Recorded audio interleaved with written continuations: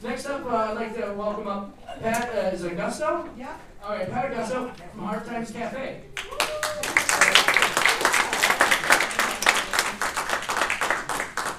Thank you everyone for being here. I'm very happy I came because now I have another coffee. You never have too many coffees. I am the coordinator of the Hard Times Cafe.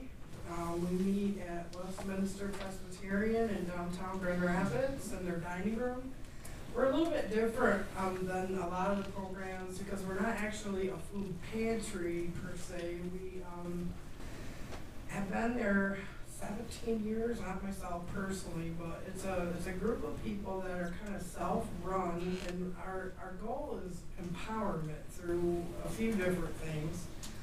We have an alternative economy store each week, which depends heavily on what I can get at Feeding America, thank you very much, for laundry soap and dish soap and toilet paper. You never know, sometimes I get a cat bed or a dog stairs, and it just could be whatever. But our people, through working to improve their own situation or volunteering in the community, earn points or bucks as we give them, and then they can spend them at the store. And then we have a weekly meal Thursdays, and rather than getting in line to eat, we have the dining room there, and we set tables, and everyone gets served a meal at their table, and it's really nice. People really seem to appreciate that. We have a community meeting where we share events that are happening in the neighborhood that week, and places that people may be able to get some assistance for different things. Our people like to just really kind of spend time together talking with each other, and it gives a real community feel. It's a real safe environment too. We try to work really hard, and the church works with us to keep the environment safe and sound, and the people that come are hurtless, homeless, mentally ill, substance abuse, just really all walks of life. And I would like to now tell you about one person that I know that's come through. Started kind of on a rough road, and she had 4 children, and she was a single parent for a lot of years, I think more than 10. And at some point, it seemed like everything in her life kind of crumbled at one time. You've ever noticed that sometimes it's not just that one thing that happens, it just seems like everything at once. Lost her housing, had some troubles with kids, lost her job, just all in a really short amount of time. And through that process, literally became homeless and suffering, I guess, like from PTSD, post-traumatic stress disorder, and ended up downtown in what used to be called the Dwelling Place Inn, which is where you're given a room, but you don't have any plumbing or sinks or anything, you just kind of have a room and a bed. And then you would go to community restroom with other people. That was kind of, I'd been up there, they were kind of spooky before this was remodeled. It was kind of like you'd look around and think, wow, I think I would maybe be better off at the John Ball Zoo than getting a room here, but hey, I'm not under the bridge.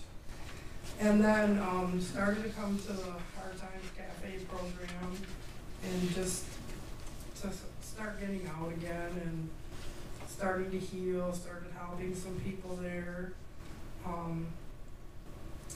finding her skills again, and finding uses for skills that she had that maybe others didn't. And eventually, she became the coordinator of the cafe because she is me. I went through an unbelievable struggle in my life, and when I ended up downtown, I gotta tell you, I was pretty mad because I'd worked really hard. I wasn't, one of these moms that had a different boyfriend over every week and hanging in the bar. I worked 60, 70 hours a week, and I really tried. And I looked at God when I got in that little room with all those people that were kind of spooky to me, and I said, I cannot believe that you dumped me off here.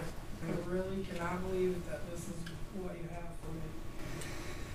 But I gotta tell you, he always works in mysterious ways, and I couldn't be luckier because he didn't dump me off downtown. He put me down there because there were things that he wanted me to do.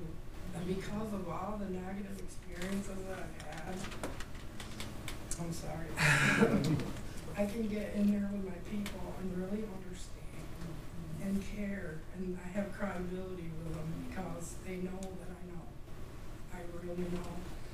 This program means a lot to the Hard Times Cafe, and people in these agencies here, I've used a lot of them. I've been to John Knox Pantry in my single parent days. I've been through Harbor Circle. I've used Booth Family Services. I can tell you firsthand that these are great agencies and great people, and appreciate everything you're doing, and I know so many people that do. And if you don't mind, I forgot my book. I want to grab it real quick. Just wanted to share something with you out of this Bible Promise book that I have.